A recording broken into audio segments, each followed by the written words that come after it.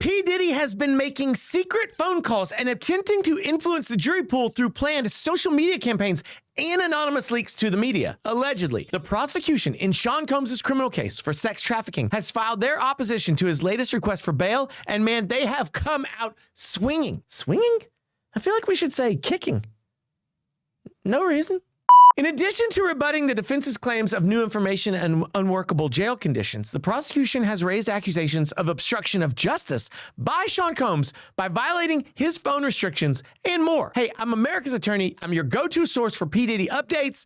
Let's get started. Now, as I covered in my last P. Diddy breakdown, he and his defense team are asking the judge to reconsider the previous judge's decision to deny his bail. They cite new information as a reason to reconsider, as well as the conditions of the Metropolitan Detention Center for not being, ideal for preparing for trial. The new information alluded to by the defense apparently shows that the relationship between Combs and victim one was too consensual to be abusive. Wait for it. And that the obstruction of justice claims originally used by the prosecution to successfully deny Combs' bail was a misrepresentation of the communication that actually occurred. Wow. Okay, so the prosecution hits back at these claims with essentially the same argument that I can sum up in one quote from their briefing. Under the Bail Reform Act, the district court has discretion to reopen a bail hearing if information comes to light that is both new and material to the detention question. Specifically, a bail determination may be reopened before trial if the judicial officer finds that information exists that was not known to the movement at the time of the hearing and that has a material bearing on the issue whether there are conditions of release that will reasonably assure the appearance of such person as required and the safety of any other person and the community. However, a bail hearing should not be reopened on the basis of information that was available to the defendant at the time of the hearing. The prosecution hits back at the claims that the defense made in their motion one by one, but they're 90% the same argument. They're saying none of the new information is actually new. They had all of this information at the previous bail hearings, meaning they have no standing to request bail again under the Bail Reform Act. Despite this, the prosecution does take the time to knock at some of these specific claims in the defense's motion. For example, concerning the claims that the relationship between Combs and victim one was consensual and loving, the defense quotes several texts like, "You know what sick and disgusting I was reminded of the other day? You forcing me to, or you were going to leak my." I turn my head for a second and you get messed up and you drag me down the hall by my hair. When you get messed up the wrong way, you always want to show me that you have the power and you knock me around. I'm not a rag doll. I'm someone's child. The new filing also gives specific details about Combs' communication with grand jury witnesses that they believe proves he is a risk to the integrity of the trial. And can I just say that Combs having contact with grand jury witnesses while he is in jail is completely insane. Like, I cannot even believe it. Now, as for the defense's claims that the MDC is an inadequate location for preparing for a trial of this size, the prosecution claims Combs is allowed to meet with his defense counsel 7 days a week, and they are provided a conference room in which to meet. They're also able to communicate through calls and texts, which they do, according to the filing, through authorized means and unauthorized means, which brings us to the most interesting information revealed in the prosecution's filing. According to the prosecution filing, Sean P. Diddy Combs has been using other inmates' PAC numbers,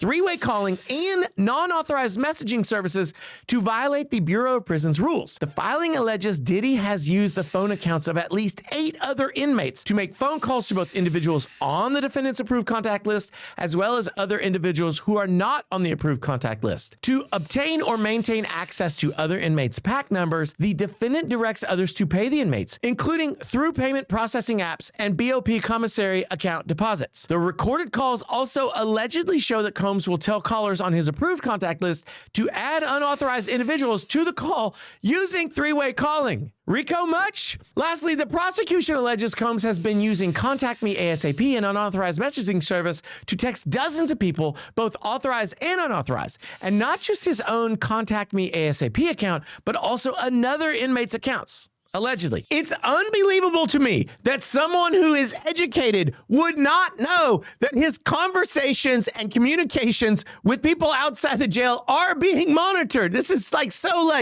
5th grade. This is so easy. They have a right and an obligation to monitor inbound and outbound communication through the jail. And Combs, Look, I really feel for his lawyers here. He's clowned them. He's made them look so stupid through this filing. They stuck their neck out for him by this somewhat embarrassing filing, coming at the same issues for a second time. Because they had a chance to ask for bail 2 months ago, and they asked and they lost. Actually, they got whipped. And they thought that they had some new ammo, but actually they have a weaker case for pretrial release now than they did before. But don't cry for the lawyers. They're very well paid. And also, when they lose this motion, which they will, they have the very distinct privilege of being able to blame their client. And it is actually very much his fault. P Diddy's defense team has filed a reply for the judge in which they are just incensed by the prosecution's possession of attorney-client privilege material. They demand an immediate hearing for the government to answer several questions about how they acquired the material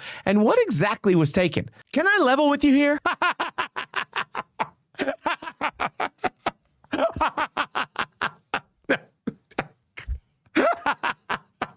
Okay, that's what I actually think of this. But what do you think of the accusation in the prosecution's filing? Do you think P Diddy has a 1 in a million shot at making bail? So you're telling me there's a chance? Drop your pro se opinion down below in the comments and let me know what you think. And make sure while you're down there that you lawyer up with me, America's attorney, by smashing that subscribe button if you want to stay up to date on Diddy's downfall. Sorry, I meant his criminal case. And I'll see you soon. While in prison, it's while in jail. Under the Bail Reform Act, the District